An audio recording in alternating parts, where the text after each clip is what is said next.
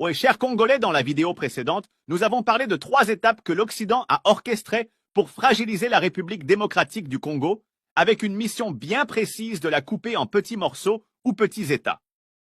Ce que l'Occident ne veut pas que le Congolais sache est que la RDC, avec tout ce qu'il possède et le développement accélère de l'Afrique d'aujourd'hui, la RDC sera la plus grande puissance mondiale.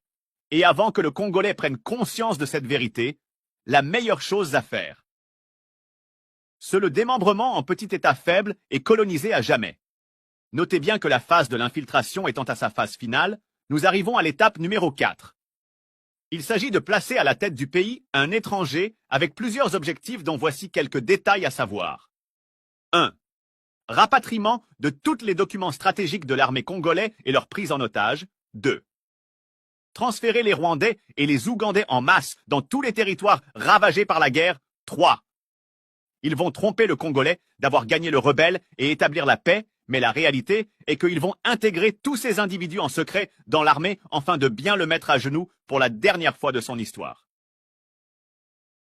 Étape numéro 5. C'est l'autodétermination de ceux qui occupent le territoire en conflit avec une armée acquise à leur cause, et cela ne se réalisera qu'après le mandat de ce président étranger, enfin que le soupçon ne soit pas porté sur lui mais sur le président qui va lui replacer.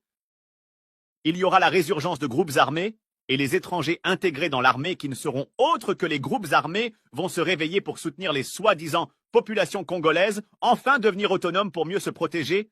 Fin de film. La communauté internationale tranchera en faveur de ces États autoproclamés, avec comme motif établir la paix durable une seule fois pour toutes. Notez bien que ceci n'est pas une prophétie, mais une statistique bien réelle basée sur la situation politique de la RDC.